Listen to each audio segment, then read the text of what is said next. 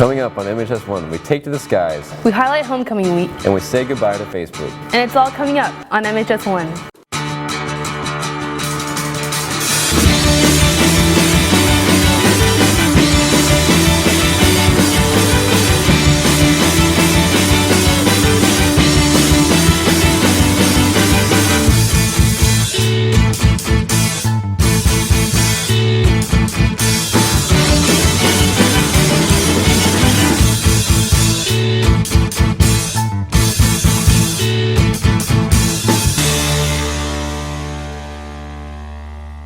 Good morning, McKinney High School. I'm Kevin Osborne. And I'm Reggie Ann Payton, and you're watching MHS1. So is it really okay to use your device in the classroom? Here's Drew and Kevin with the story. MHS has instated a new policy in regards to bringing your own device. House Principal Mr. Franks gives us insight on what exactly that means. Well, basically, bring your own device. We welcome electronics at school. We just want you to really use them in the classroom when your teacher allows that or encourages that in the classroom. 11th grade physics teacher Miss Long describes how she implements the BYOD policy in the classroom. I use the electronic device, the bring your own device policy to help with instruction. I'll use cell phone polls sometimes. Sometimes I have people look stuff up on their phone.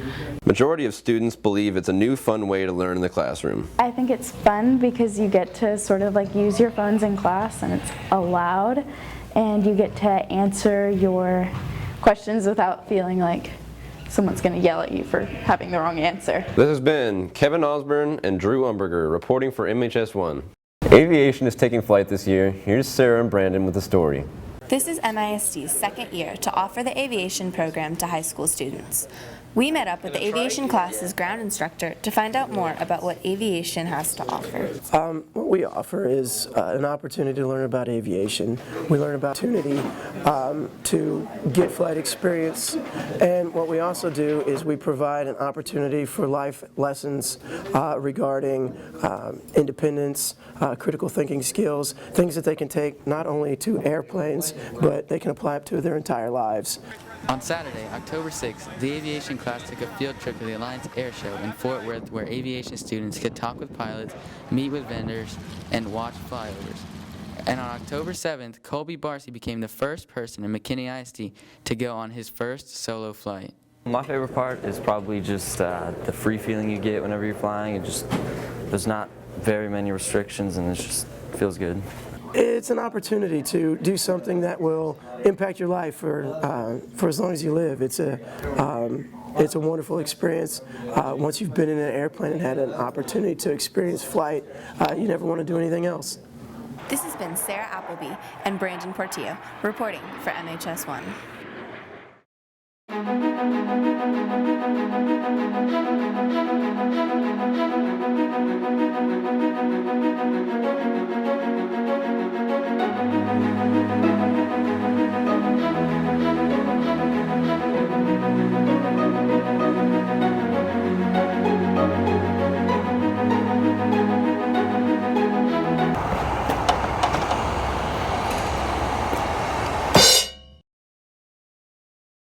Now here's Emily Brightman with sports.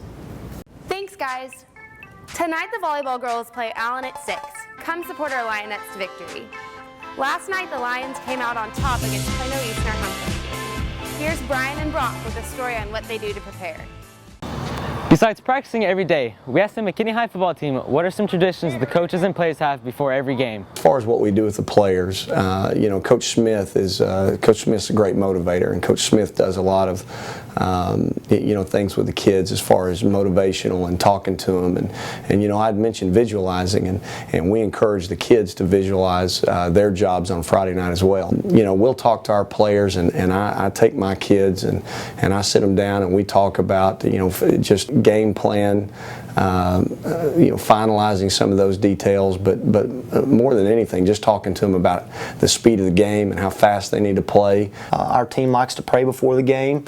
We have players that like to lead that, and they do a great job of doing that every week.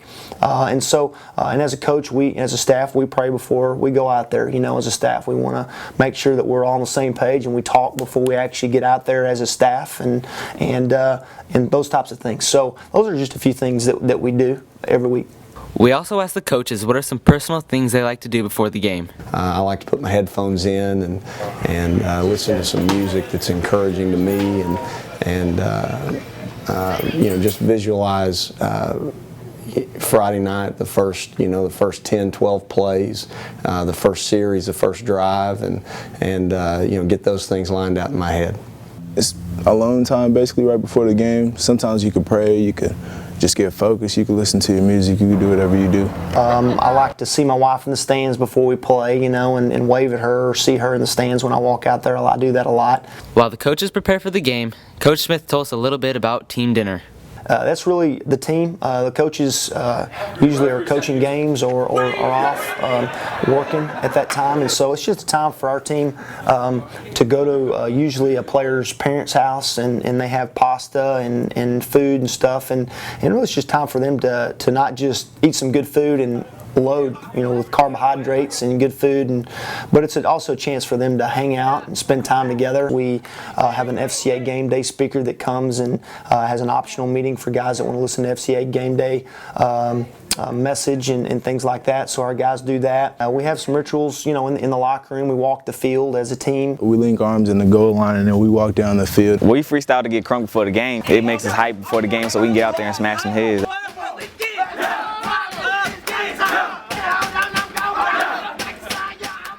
Come out and support your McKinney Lions. This has been Brock Pitcher and Brian Serpa reporting for MHS1. If you think you wake up early, you'd be surprised by the swimming start times. Here's Matt, Jacob, and Fulton with the story. While most students are still asleep, the McKinney High School swim team is up for their new 5:30 practice time. The all three schools, McKinney North, and McKinney Boyd, use the pool. So we rotate every 3 years, and this is our turn to be the early bird. We had 99 last year, and we're down to 75 this year. That many of them did not want to get up. Some students give us their thoughts on the new time. I think with the early start time, it's good because we get more time to train and more time to work hard so that we can perform better and become better swimmers. The disadvantages are the fact that we get up early, we definitely lose a lot of sleep, and sleep is an integral part of how we train and how we perform, and so that's why it's going to affect us negatively. I think it's hard to get up in the morning, but I think we're a lot more motivated because we get it over with in the morning. I think we try a lot harder, and I think our team's doing a lot better in general. We lost a lot of good seniors last year, but I think we're trying really hard. I think a lot of people are really motivated and are putting a lot of effort towards it, so I think we're going to do good and hopefully win a lot of meets. A pro would be like I get to leave school early, and that's pretty cool because it's like the afternoon, everyone's getting out of school, that traffic, it's just terrible. A con would be, it's just like, it's really early. I wake up at 4:50, so I mean, just get pretty tired. This has been Matt Reynolds, Jacob Driggs, and Fulton Helton reporting for MHS1. That's all for sports. Now back to you. Thanks, Emily. These ain't your moms, Mom. Here's Cindy Turnbow with a closer look at moms. Homecoming mums have been a tradition ever since the early 30s, but do the students at McKinney High School even know what homecoming mums symbolize? Homecoming? And I don't know what they're actually supposed to be, I guess. I decided to go to one of the main floral shops in town to hear what they have to say about mums. First thing I do is bring everything out and take inventory of what we have, and then order everything that I need. So we get that in and we stock it. Mine was the blue and gold. And it did have long streamers, and it had my name, my date's name, and homecoming. I think now what's happened is the mums have gotten so big that they're just, some of the ones that people make, I think would be a hassle to wear because they're heavy. So what's with all the trinkets that go into a mum? Typically the freshmen, or the way it started out, was freshmen had the single size mum, just the one little flower with the one little teddy bear. Double was for the sophomore, triple was for the junior, and then you do white now, which is the silver and white with just the letters. That's for the senior. The biggest mum I ever made, we've had to talk people down, but hundreds of dollars. The closest one I think I ever did was like $253. And what does the administration have to say? I think they actually have gotten out of hand, to be honest with you. They can be a major distraction in class. I grew up in Wisconsin, and the homecoming mums when I grew up were definitely not as large as the ones in this area. I don't know if could be a cultural thing or even geographic. Now here's the big question. Are mums really worth it? If it's your thing, I guess it's cool, but it's not really that big of a deal.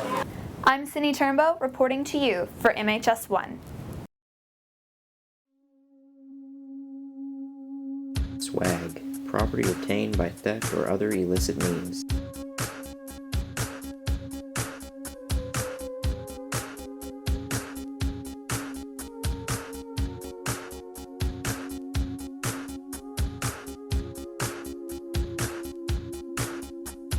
Swag, valuables or goods. Swag, an ornamental festoon of fruit or flowers. Swag, a swaying movement.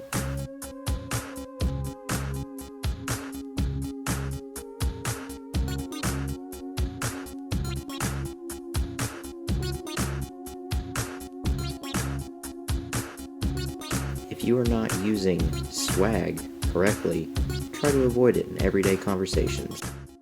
CSI and NCIS are television shows about solving murders. The new forensic science class shows how the process really works. Here's Madison and Tania with the story.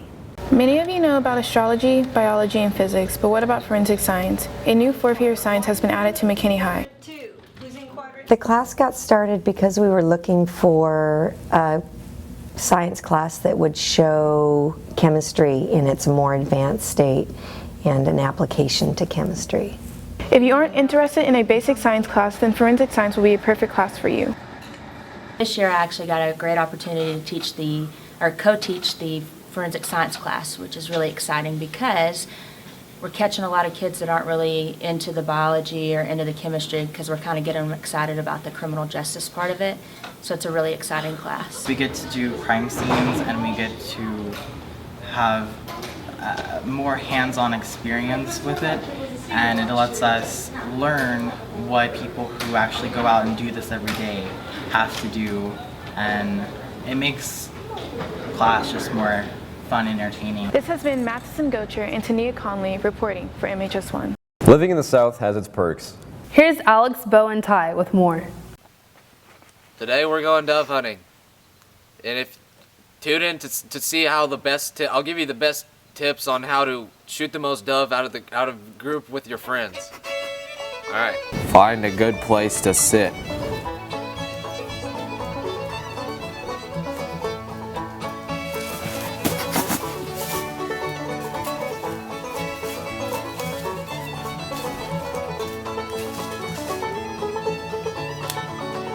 Shoot the gun.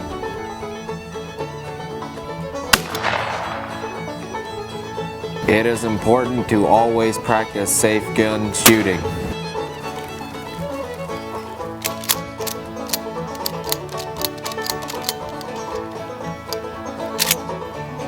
Always remember to have fun.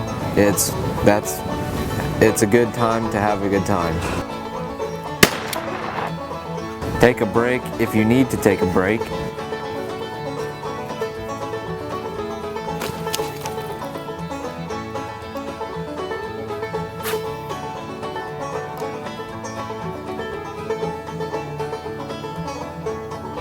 But then get back to work.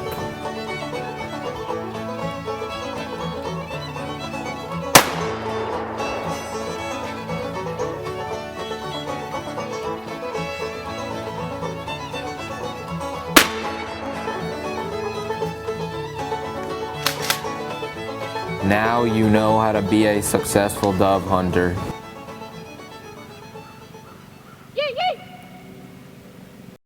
Now it's time for another MHS1 wake-up call. But this time, it's spooky.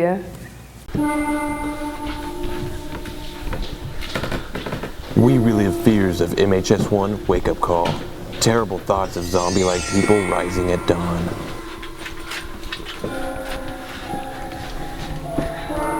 Wake up, you're an MHS1 wake-up call. Wake up. Wake up. Fresh meat, Aiden Mulligan. God, MHS1 wake-up call. Sophomore, Chris Garcia. Wake up, MHS1 wake-up call. Trick or treat, Junior Mints, Sydney Sabatpour. Wake up, you're on MHS1 wake-up call. Wake up. Senior citizen, Debbie Villarreal. Contestants sweep up the competition in a broom race. I'm freaking cold. Do you want my jacket? No.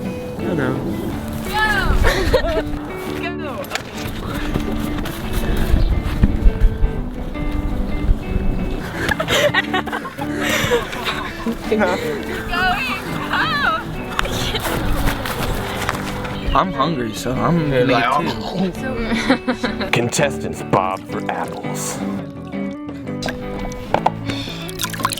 Just gotta get all the apples. Yellow. That one's really big. You get like 30 seconds. Okay, hold on. Oh, that sucks.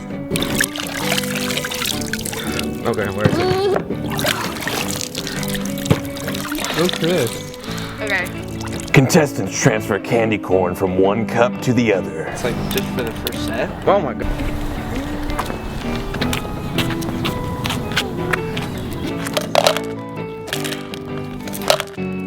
What I do is it dropped.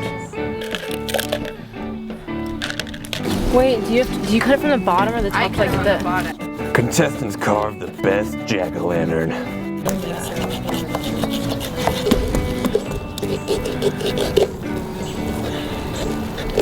Guys, the guts do not want to come out. I suck at drawing. I have something in my... This is like getting sticky. For first, Sydney and Debbie. This has been Maddie Derryberry, Devin McGuire, And Aaron Delgado reporting for MHS1. and remember, You could be next. That's all we have for you today. We now leave you with the homecoming slideshow. And for more news, visit mainstreamnews.com. And remember, if it's news, And it's at McKinney High School, it's MHS1.